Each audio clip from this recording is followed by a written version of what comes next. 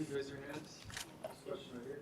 Congrats on the win, Jack. Talk a little bit what it feels like to get your first top 5 win.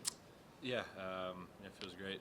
I didn't realize that until after he was saying it on court, but yeah, it's a great feeling. I thought it was tricky conditions out there today, for both guys. First match for me, there was a lot of wind, and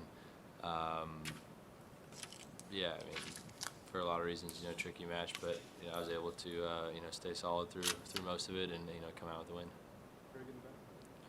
Jack, what would you rather, a win over a top 5 player, or reaching for the first time, or reaching a first semi-final at a Masters 1000? Which for you, which is bigger? I was gonna say, well, I thought both happened, but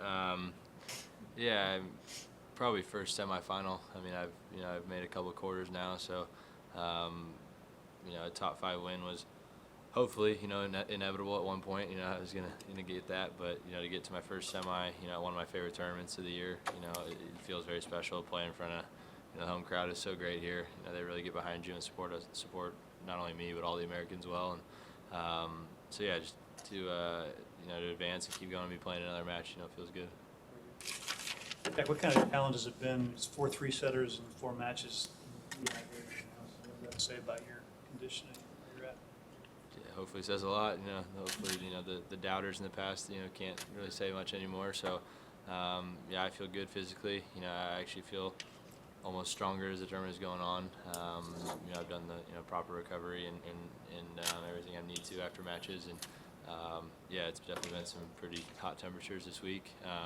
Some quick turnarounds for me as well. The other night with Grigor to Jaziri, and then today Roger not playing, and me going out and playing, and having to think.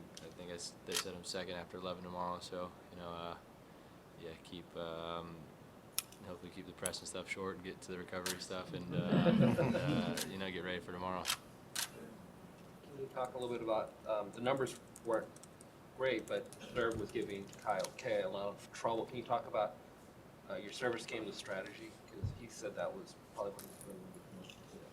Yeah, I think for every player knows, everyone that watches knows, the day and night difference, and how lively the ball is, how much it gets up on these courts, is a tremendous difference. I think I saw when John was playing the other night, from day to night for him is an 8-inch difference on his serve. So, for me, obviously kick, serve, and forehand, 2 shots for me that really get our serve in general, but kick, serve, especially on these courts, is deadly for me, I think, and so that was big part of the game plan for me today. Going in was, if Kei's hitting the ball in the strike zone, he's going to beat pretty much anybody in the world and can on any given day. So for me, it was all about trying to get him out of that slot and let him not be taking balls at his hip and at his waist, and dictating play. So the kick serve for me today was crucial, first and second serve, and that's why I used it a lot. Jack, having a great start to 2017, what do you attribute that to, and what's really working for you? I've said it, all year. I think it's the off season. I just put in, made some changes, put in a lot of good work, physically, mentally. Everything, put together. I think it's showing this year. But obviously, physically, I think I've been making the right strides for some time now. I don't know if you know that. I just kept adding to it in the off season, but I think the mental side of it is the biggest difference probably so far this year. I think last year, maybe not last year, in the last year and a half, 2 years, the matches that I've been winning, this year, and especially this tournament, I probably wouldn't have been winning year and a half, 2 years ago. So. With Roger's win in Melbourne and his run here, there's Melbourne. Yeah, he did some Melbourne Open. There's such a burst development of adoration for him than he was loved before. What is it like going on court? Is there a kind of locker room effect at all? How do you deal with that you're going to be facing the GOAT?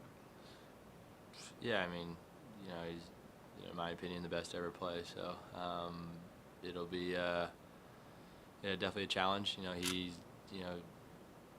It's a testament to him and his ability and his skill and everything on taking that much time off and coming back and winning the first major of the year and playing the tennis he's been playing this year. So, you have that side of it. Then you have the side of, the matches, maybe for him, like in Dubai, where he's, going in playing confident tennis and loses to, a guy like Donskoy. Once again, a guy playing well, I think in the trend of tennis now, if a guy's playing well at any ranking, can give any guy trouble, and that's another reason why, you've seen that result, those type of results, throughout this year. So, yeah, I mean, I when I played him here last, and I played him in Basel a couple years ago, I don't think I went on the court with, giving myself a ton of chance of winning. I think that's changed for sure. Obviously, he's playing incredible tennis, not only this year, but this week.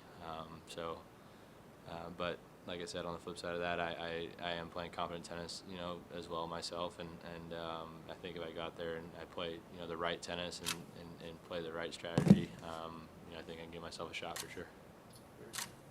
You've touched on, you've spoken about the work you put in the off season, and you've also just touched on the mind games and the mental aspect of your game.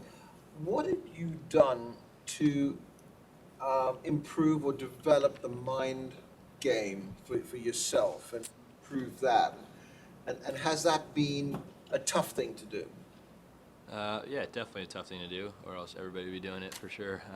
But yeah, it's just, I'm not gonna give away my exact details of what I'm doing, but yeah, it's just talking with my team daily. Coach Wolf back home, Troy who's with me here, the people that are closest to me in my life, family, friends, and then tennis-wise, coaches and everything. Just everyone collectively as a group, pushing towards the goals and stuff that I've set for myself, and my aspirations, as a tennis player, and just making sure that we're always doing the right things to, try to reach those. So, and then at the end of the day, it's me taking responsibility for what happens, my actions, everything that goes into it. Because there's only so much time to be out here playing this sport and doing what we love. So yeah, it's just me taking day by day and step by step and putting one foot in front of the other and making the right decisions. Let's right here. Go back to today's match. So when you lost the second set, what were you thinking, and what did you fix in order to come back in the third set? I was thinking I better win the third, or my tournament's over.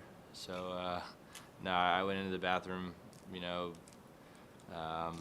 tried to regroup a little bit. Obviously, I had to use the restroom, but come back out and then just kind of get my energy going again. I think it was, like I said, it was a tricky day for both players. Wind was swirling a little bit, and conditions were tough. But yeah, just kind of get my energy back. I think when like I showed in the third, I have that positive energy. I have my feet going, and I'm aggressive, and playing my style of tennis is when my best results happen. So I think I was able to kind of flip the script there in the third and do that, and that's why I'm sitting here.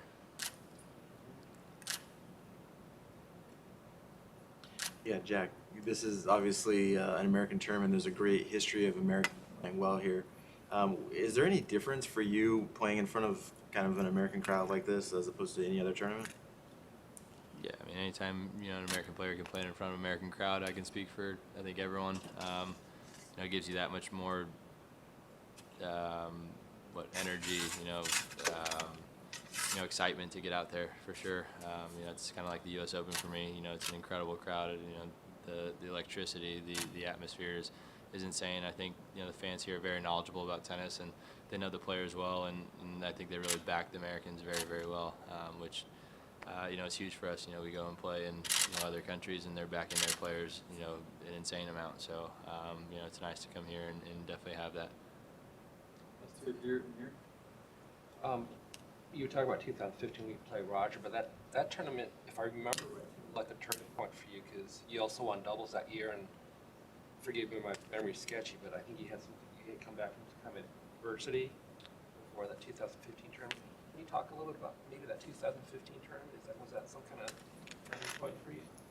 Yeah. I mean, it was my first tournament back from surgery, pelvic surgery. It was my brother was with me for the first time after his, near-death experience with his illness. So there were definitely a lot of things going on, that time outside of tennis. But I think it, helped me grow as a person, outside of the tennis court, which has helped me, I think, in this past few years. And I think that's why my results, have trended, in the right direction. I've realized, I love tennis. It's, it's my career. It's, it's my job, and I wouldn't want to be doing anything else. But you know, since his illness and everything, and it's kind of helped me take a step back and realize life is bigger than tennis for sure. But I think it's helped me enjoy every moment out there as well, and it's helped me kind of relax on court a little bit.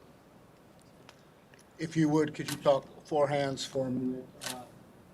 Forehands? Forehands. Okay. How does it feel to unleash your forehand, which is so incredible? How'd you develop it, and who has the best forehand that you face? Yeah, it feels good to unleash forehands, that's for sure. I feel very comfortable on that side, as everyone knows. Coach Wolf can probably answer that question better on how I developed it. People have definitely asked him that in the past, and he was the one that taught me topspin and turning the ball over and the rotation, everything. But he's also said it was a natural feel for me. He kind of just put the grip in place for me, and then I kind of ran with it, and it's kind of turned into what it is today. So definitely grateful for that. The last part was Toughest forehands you face?